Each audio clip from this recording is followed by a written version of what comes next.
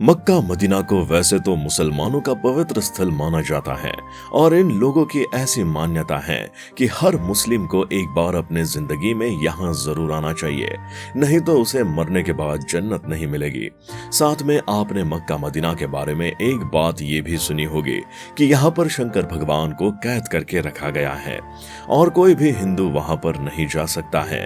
अगर कोई हिंदू गलती से भी यहाँ चला गया तो इस पवित्र स्थल का उसी वक्त नाश हो जाएगा।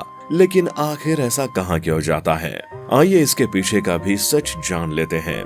सऊदी में स्थित मक्का मदीना पूरी तरह से एक इस्लामिक कंट्री है, जहां पर हिंदू का जाना पूरी तरह से वर्जित माना जाता है। वैसे तो सऊदी की राजधानी रियाद है, लेकिन राजधानी से भी कहीं ज्यादा चर्चा में यहाँ के दो शहर मक्का और मदीना है, और उसकी वजह है यहाँ पर हर साल आने वाले मुस्लिम वर्ग की भीड़। क्योंकि हमारे हिंदू धर्म के धार्मिक स्थलों पर विश्वास के अनुसार ही मुस्लिम धर्म में भी इस जगह को लेकर ऐसी मान्यता है कि जो लोग भी इस पवित्र मक्का और मदीना के दर्शन कर लेते हैं, उन्हें मरने के बाद जन्नत नसीब होता है। इसीलिए हर मुस्लिम लगभग अपने पूरे जीवन काल में एक बार हज की यात्रा जरूर जाना चाहता है। इस जगह और इसकी खासियत का अंदाजा आप इसी बात से लगा सकते हैं कि कोई भी मुस्लिम दुनिया के किसी भी कोने से नमाज पढ़ता है, लेकिन उनका मुंह हमेशा काबा की ही तरफ होता है, और इसीलिए इंडियन मुस्लिम हमेशा पश्चिम की तरफ ही मुंह करके नमाज पढ़ते हैं, क्योंकि इंडिया के रेफरेंस में काबा पश्चिम की तरफ पड़ता है। साथ ही इनका ये भी मानना है कि पश्चिम की तरफ मुंह करके कभी झूठ नहीं बोलना चाहिए, नहीं तो मरने के बाद नरक में भी जगह नहीं मिलती है। वैसे बात करें अगर आजकल सोशल मीडिया पर वायरल खबर के बारे में, जहां ये बात कही जाती है कि भगवान शिव को यहाँ कैद करके रखा गया है, तो ये खबर पूरी तरह से झूठी है। क्योंकि भला भगवान शंकर जो सर्वत्र हैं, सर्वव्यापी हैं, उन्हें भला कोई कैद कैसे कर सकता है। और फिर धर्म चाहे जो भी हो, नाम बेशक अलग अलग हो, लेकिन ईश्वर, अल्लाह, भगवान सब एक ही है। तो आखिर कैसे कोई अपने ही अल्लाह को कैद कर सकता है। साथ ही ये बात भी कही जाती है कि मक्का मदीना में भगवान का शिवलिंग भी मौजूद है, लेकिन हम आपको बता दें ये बात भी पूरी तरह से गलत है।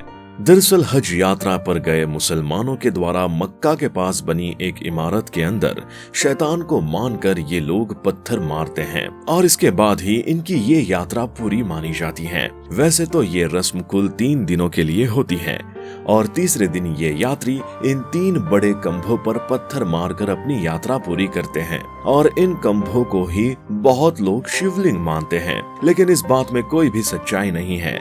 दरअसल मुस्लिम धर्म में ऐसा बताया गया है कि अल्लाह के द्वारा हजरत इब्राहिम से कुर्बानी के रूप में उनकी सबसे अजीज चीज उनसे मांगी गई। उस वक्त इन्होंने अपने सबसे अजीज यानी अपने पुत्र को अल्लाह के कुर्बानी के लिए चुना, क्योंकि उनका ये बेटा उन्हें काफी बुढ़ापे में पैदा हुआ था और वो उसे बहुत प्यार भी करते थे। इसलिए वो अपने बेटे को कुर्बानी के लिए ले जा रहे थे कि अचानक से एक शैतान ने उन्हें भ्रमित करते हुए समझाया कि वो क्यों इस उम्र में अल्लाह के कहने पर अपने बुढ़ापे के सहारे की बलि क्यों देने जा रहे हैं।